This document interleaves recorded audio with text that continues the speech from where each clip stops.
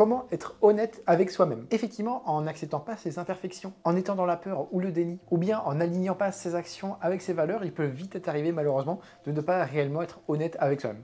Voilà donc dans cette vidéo comment être honnête avec soi-même. Avant de commencer la vidéo, n'hésitez pas à télécharger mon guide sur les 30 hacks pour éradiquer définitivement le stress. C'est un PDF que j'ai fait et je l'ai fait vraiment avec cœur, donc n'hésitez pas à le télécharger, c'est le premier lien dans la vidéo en description. Allez, c'est parti pour la vidéo. La première chose pour être honnête avec soi-même, ça va être un petit peu de réfléchir par rapport à soi de manière régulière. Effectivement, prenez le temps chaque jour ou chaque semaine de réfléchir un petit peu à vos actions, vos pensées, ce que vous ressentez d'une manière générale, du coup de manière hebdomadaire ou journalière. Essayez de tenir par exemple un journal ou bien quelque chose pour noter comment vous vous sentez à tel moment de la journée, comment du coup vous évaluez un petit peu les actions que vous avez menées au cours de la journée.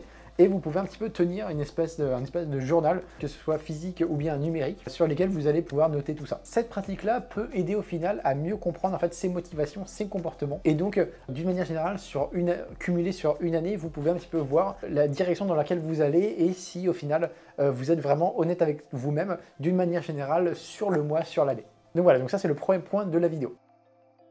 Le deuxième point pour être honnête avec soi-même, ça va être d'accepter ses imperfections. Effectivement, aucun être humain n'est parfait et on a tous des imperfections à droite à gauche par rapport à notre personnalité, par rapport à qui on est dans la vie, etc. Il est donc important de reconnaître ses propres faiblesses et éventuellement de reconnaître les erreurs que l'on a pu commettre dans le passé. L'honnêteté envers soi-même commence typiquement par l'acceptation de soi, y compris justement avec ses imperfections et ses défauts. Donc si en fait vous acceptez que la partie de vous que vous aimez mais que vous refusez d'accepter justement la partie de vous que vous n'aimez pas, eh bien il va y avoir un espèce de conflit vis-à-vis de vous-même et donc vous allez être un petit peu divisé en deux et vous n'allez jamais être vraiment honnête vis-à-vis de vous-même à 100%.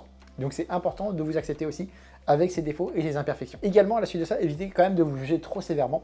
Ce serait dommage du coup un petit peu voilà, pour l'estime de soi, la confiance en soi. Donc vous pouvez vous juger mais pas de manière non plus trop sévère, histoire voilà, de ne pas trop faire baisser tout ça.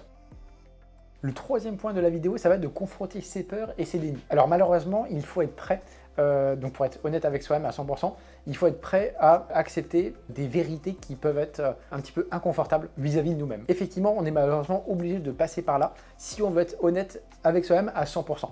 Si vous voulez être honnête avec vous à 80%, du coup, vous ne faites pas ça, mais vous n'allez pas forcément être dans la meilleure honnêteté possible vis-à-vis de vous-même. Donc, on est obligé de passer par des choses un petit peu inconfortables parfois pour être complètement honnête avec soi-même et vraiment objectif. Essayez donc d'identifier les domaines où vous pourriez être un petit peu dans le déni et les moments où en fait vous évitez de regarder la réalité en face. Il faut reconnaître que confronter ces aspects-là peut vraiment être un petit peu compliqué. Ça vise vraiment à faire un petit travail sur soi, mais c'est vraiment nécessaire si vous voulez être honnête envers vous-même à 100%. Donc, important malheureusement de passer par là.